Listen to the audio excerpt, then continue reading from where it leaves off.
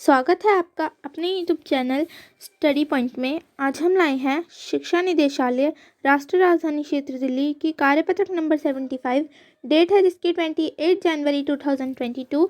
विषय आपका सामाजिक विज्ञान है और ये वर्कशीट क्लास 9th के बच्चों के लिए है। यहाँ आप अपना नेम और अपनी क्लास टीचर का नेम लिखेंगे। आज हम चुनावी राजनीति चैप्टर को कंटिन्यू करेंगे और पढ़ेंगे मतदाता सूची। हमारे देश में 18 वर्ष और उससे अधिक आयु के सभी नागरिक बिना किसी भेदभाव के चुनाव में मतदान कर सकते हैं। मतदान के योग्य लोगों की सूची चुनाव में काफ़ी पहले तैयार की जाती है। इस सूची को आमतौर पर मतदाता सूची के रूप से जाना जाता है। उसके बाद उम्मीदवार का नामांकन। राजनीतिक दल अपने उम्मीदवारों को मनोनीत करते हैं जिन्हें पार्टी का चिन्ह और समर्थन मिलता है। पार्टी के मनोनयन को अक्सर पार्टी का टिकट कहा जाता है।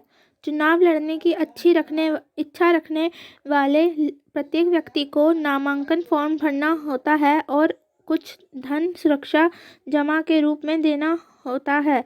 हाल ही में सुप्रीम कोर्ट के निर्देश पर घोषणा की गई कि एक नई प्रणाली शुरू की गई है। प्रत्येक उम्मीदवार को एक कानूनी घोषणा करनी होती है जिसमें पूरा विवरण होता है। उम्मीदवार के खिलाफ गंभीर आपराधिक मामले लंबित उम्मीदवार और उसके परिवार की संपत्ति और देनदारी का विवरण और उम्मीदवारों की शैक्षणिक योग्यता, यह जानकारी सार्वजनिक करनी होगी।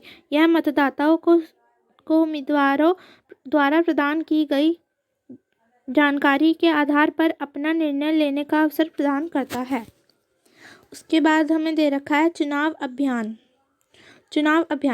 कौन बेहतर प्रतिनिधि है, कौन सी पार्टी बेहतर सरकार बनाएगी या क्या अच्छी नीति है, इस बारे में स्वतंत्र और खुली चर्चा करना आवश्यक है। चुनाव प्रचार के दौरान ऐसा ही होता है।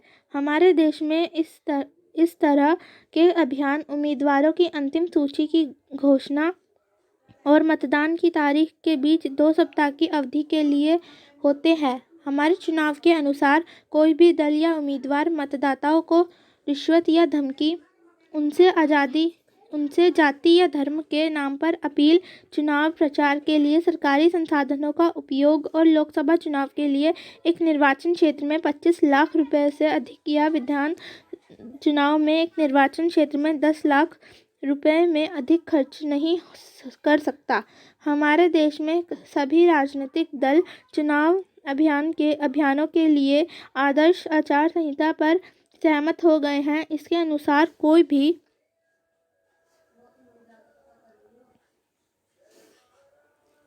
दल या उम्मीदवार किसी भी पूजा स्थल का चुनाव प्रचार के लिए इस्तेमाल नहीं कर सकता है। चुनाव के लिए सरकारी वाहनों, हवाई जहाज़ों और अधिकारियों का प्रयोग और एक बार चुनावों की घोषणा हो जाने के बाद मंत्री किसी भी परियोजना की आधारशिला कोई बड़ा नीतिगत निर्णय नहीं ले सकते या सार्वजनिक सुविधा प्रदान करने का कोई वादा नहीं कर सकते। मतदान और मतगणना। चुनाव का अंतिम चरण वह दिन होता है जब मतदाता अपना वोट डालते हैं या मतदान करते हैं।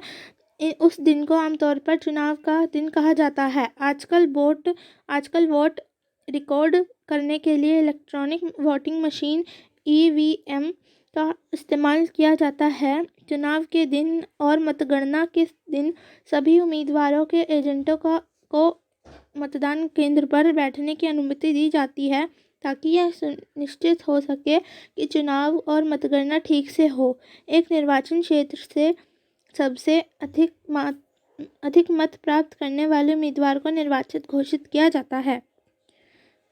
उसके बाद हमें इस वर्कशीट में 4 प्रश्न दे रखे हैं।